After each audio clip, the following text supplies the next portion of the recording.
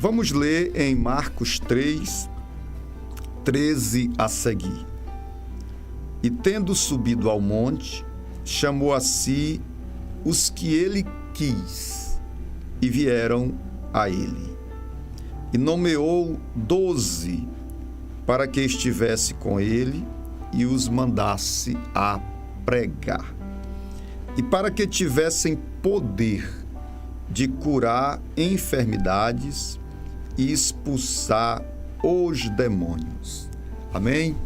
Senhor nosso Deus, nosso Pai, te damos muita graça por essa tarde, por todos que estão acompanhando a nossa live e que acompanharão posteriormente. Senhor, te louvamos pelo movimento missionário maranhense, te pedimos por cada missionário que está no campo. Também oramos pelos mantenedores da obra missionária em nosso estado, que o Senhor continue abençoando cada mantenedor. Senhor, abençoa, meu Deus, esta reflexão bíblica e a todos os que vão nos ouvir, em nome de Jesus. Amém. Meus irmãos, para essa tarde nós refletiremos sobre propósitos da chamada. O texto por si só fala e ele apresenta 3 propósitos da chamada divina em nossas vidas. No texto em apreço, Jesus passa a noite em oração e, ao descer do monte, ele chama a si os seus apóstolos. Ele escolhe para o apostolado os 12 apóstolos, não é? E o texto vai nos dizer que ele, tendo subido ao monte, chamou a si os que ele quis e vieram a ele. Então, o Senhor chamou para si os que ele quis. Aí está, irmãos, o grande lance, o grande segredo da obra missionária, o chamado divino. O chamado divino. A nossa reflexão de hoje é o propósito desse chamado. Para que Deus chama os seus obreiros para a sua obra? Qual o propósito da chamada? O primeiro propósito é para que estejam com Ele. O texto diz que, ao serem chamados, eles vieram a Ele. Ninguém pode ir sem primeiro vir. Nós somos chamados para vir ao Senhor, para estar com o Senhor. Cada um de nós, crentes em Jesus e obreiros, nós fomos chamados para vir e para estar com o Senhor. Então, o primeiro propósito da chamada é para estarmos com Deus.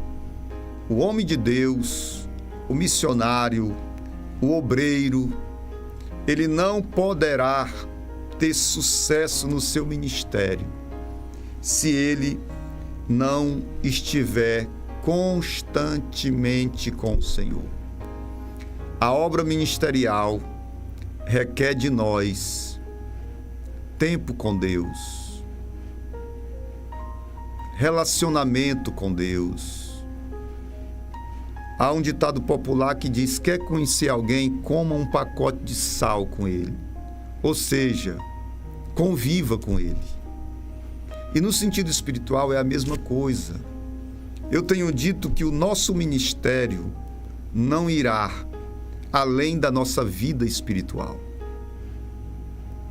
O nosso ministério não irá além do nosso tempo com Deus. Então, o primeiro propósito da chamada, por incrível que pareça, é para que estejamos com o Senhor. Quando se fala em chamada divina, a gente pensa logo em ir. Mas o primeiro propósito da chamada é para estar com o Senhor. Isso é tão determinante, isso é tão importante. Disse que na noite que antecedeu o grande sermão de Jonathan Eduardo, pecadores nas mãos de um Deus irado, disse que aquela noite que antecedeu aquele sermão, ele havia passado a noite com o Senhor em oração. E há quem pense que aquele sermão foi um sermão intrépido. Não, diz que ele lia. Ele era ruim da vista e ele lia com o papel quase cobrindo o seu rosto. O sermão, pecadores nas mãos de um Deus irado. E o poder, a influência daquele sermão foi tão grande que diz, Tony Mato, que as pessoas se agarravam nas colunas do prédio pensando que já iam cair vivas no inferno. De tamanho que foi o poder daquele sermão. Mas na noite anterior ele tinha passado a noite com o Senhor. Meus amados irmãos, nós vivemos um tempo de tanto ativismo, de tanto trabalho. Estamos convivendo com o advento das redes sociais, das mídias sociais, que é algo que tem consumido muito o nosso tempo. Nós temos, por assim dizer, irmãos, o mundo na mão. E olhe, é uma dificuldade para administrar a nossa vida, a nossa agenda, para mantermos um ritmo de oração, de leitura da Bíblia, porque isso aqui atrai muito a nossa atenção e consome muito o nosso tempo. E eu quero dizer a você que me ouve nessa tarde, o homem de Deus precisa de disciplina na sua vida, porque o que nos dá força, o que nos dá fluência no ministério é o tempo que passamos a sós com o Senhor. O pastor George Miller dizia que fazia mais em 4 horas depois de estar 1 hora com Deus do que em 5 horas sem estar com o Senhor. Irmãos, o nosso tempo com Deus, ele é determinante para a fluência do nosso ministério. Quantas vezes as coisas estão tão embargadas, tão amarradas, não anda. O nosso ministério parece estar como água de poço, parado. Não acontece nada novo, não acontece nada diferente. E às vezes a gente não se apercebe que é porque não temos estado devidamente com aquele que tem a visão correta, que tem a estratégia correta, que tem a direção. E como nós precisamos ouvir a voz de Deus para fazermos as coisas. O cantor Lorival Freitas, ele canta um hino sobre a tomada de Jericó, e ele diz que os atalaias de Jericó avistava o povo rodeando o muro, mas ele não acreditava naquele tipo de guerra, porque ele não sabia que do Senhor era a mão. Irmãos, as estratégias de Deus funcionam. Deus é quem tem a direção para a sua obra. O poder vem dele, a inspiração vem dele. Quantas vezes Deus nos levanta em meio a cenários tão difíceis, que parece que, humanamente falando, não teríamos como nos levantar e fazer alguma coisa. Mas na direção de Deus, na força do poder do Espírito Santo, a obra marcha, as cadeias são quebradas, as portas são abertas e o nome de Deus é glorificado. Ministério é obra para quem está disposto a estar com Deus.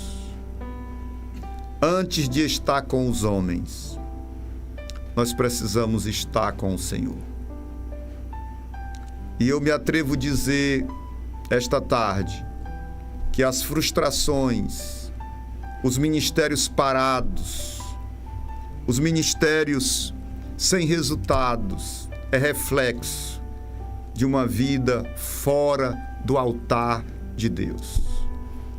O obreiro que entende isso, que entende que um dos propósitos da chamada é estar com Deus, o ministério dele é diferente.